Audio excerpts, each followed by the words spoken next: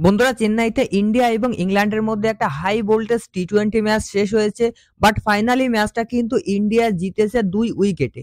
আর এই ম্যাচ জয়ের পিছনে কিন্তু একটা বড় অবদান রয়েছে তিলক ভার্মার। এই মুহূর্তে তিলক ভার্মা কিন্তু লাস্ট 4 ম্যাচে একটা রেকর্ড তৈরি করেছে। তো সেটার সম্পর্কে এই ভিডিওতে আপনাদেরকে জানাবো, অর্থাৎ ম্যাচটা নিয়ে আলোচনা করব। তবে তার আগে আপনাদেরকে টিম ইন্ডিয়ার স্কোয়াড সম্পর্কে একটু আপডেট দিতে চাই, কারণ স্কোয়াডে কিন্তু এই মুহূর্তে কিছু পরিবর্তন এসেছে।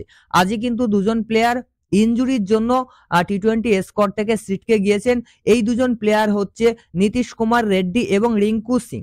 তো দেখো, নীতিশ কুমার রেড্ডি কিন্তু সাইড স্টেন ইনজুরির জন্য 5 ম্যাচের টি-20 সিরিজ থেকে রুলড আউট হয়ে গিয়েছেন এবং Rinku Singh lower back spasm ইনজুরির জন্য দ্বিতীয় এবং তৃতীয় টি-20 ম্যাচের থেকে কিন্তু ছিটকে গিয়েছেন। আর এর পরিবর্তে কিন্তু দুজন প্লেয়ারকে বিসিসিআই ইনক্লুড করেছে স্কোয়াডে। এই দুজন প্লেয়ার হচ্ছে শিবম দুবে একজন, আর একজন হচ্ছে কেকেআর এর প্লেয়ার রমনদীপ সিং।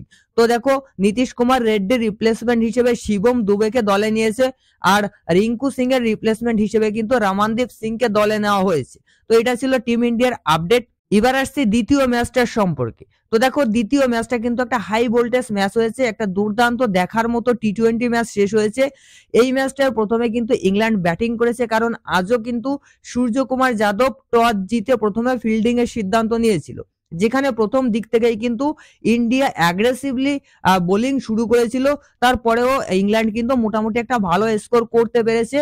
প্রথম ইনিংসে ব্যাটিং করে 166 রানের টার্গেট দিয়েছিল ভারতকে, আর এই রানটা শেষ করতে নেমে কিন্তু ইন্ডিয়া বিপদের মুখে পড়েছিল।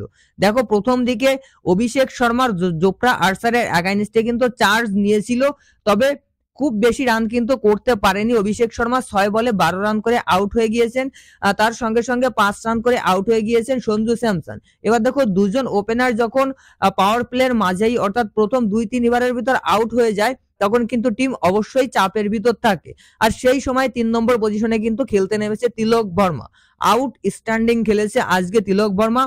ইভেন আজকে না, শুধুমাত্র লাস্ট 4টে ম্যাচেই কিন্তু তিলক ভার্মা দারুণ খেলেছে, কারণ লাস্ট 4টে ম্যাচে তিলক ভার্মাকে কোনো বোলার আউট করতে পারেনি।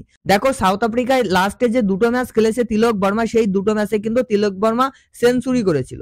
একটা ম্যাচে 107 রানে নট আউট ছিল এবং আরেকটা ম্যাচে 120 রানে নট আউট ছিল। এরপরে ইংল্যান্ডের বিরুদ্ধে দুটো ম্যাচ খেললো। প্রথম ম্যাচটায় 19 রানে নট আউট এবং দ্বিতীয় টি-20 ম্যাচে কিন্তু ইংল্যান্ডের বিরুদ্ধে 72 রানে নট আউট রয়েছেন। তার সঙ্গে সঙ্গে কিন্তু তিলক ভার্মা ম্যাচটা জিতিয়েছে।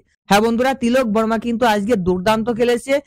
ইন্ডিয়া কিন্তু এই ম্যাচটা হেরে যাচ্ছিল, তিলক ভার্মা কিন্তু ম্যাচটা জিতিয়ে দিয়েছে। তার সঙ্গে আরো দুজন প্লেয়ার কিন্তু যোগ দিয়েছিল, একজন হচ্ছে রবি বিষ্ণই। তো দেখো, রবি বিষ্ণই মাত্র 9 রান করেছে, তবে এই যে 9 রানটা করেছে, এই 9 রানটা কিন্তু খুবই গুরুত্বপূর্ণ রান ছিল। এই 9 রানটা কিন্তু রবি বিষ্ণই করেছে, যেখানে ব্রাইডন কার্সের এগেইনস্টে 17 ওভার 5 বলে একটা 4 মেরেছে। তারপর লিয়াম লিভিংস্টোনের এগেইনস্টে 18 ওভার 5 বলে একটা 4 মেরেছে।